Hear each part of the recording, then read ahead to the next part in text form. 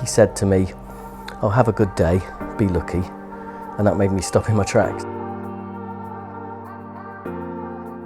The story that I shared with 40 Acts in 2016 happened in day 4, where we were talking about roots. And the challenge, the green challenge on that day, was making a connection with someone who serves you. At the time I was working in Newcastle city centre for a sales organisation.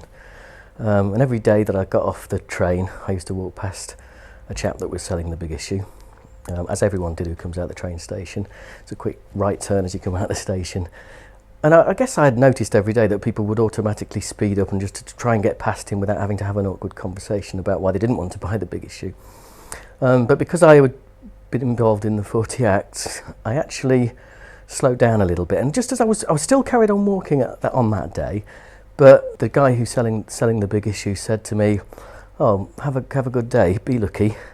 And it just made me stop, just immediately. And I felt quite ashamed that I had chosen to ignore him over the last couple of weeks that I'd been working there, because there was a guy selling the big issue who was telling me to have a lucky day, and that made me feel quite ashamed. But so I stopped and turned back and had a chat with him, asked him his name, and he said that was quite unusual, that people didn't normally ask him his name, but he was a chap called Salaman. And we got chatting, and I did buy the big issue off him after a chat and gave it a read, and it was a fantastic magazine. And since then, I talked to him sort of every day, not just the Mondays when I tended to buy the big issue, but we developed quite a close friendship just from having a sort of couple of minutes chat every day. Going through the 40 Acts process last year has definitely changed what I consider generosity to be. I think probably prior to day 1 of going through 40 Acts, I'd always thought of generosity being about a financial act. So I was being generous if I give money to charity, I was being generous if I lend someone some money.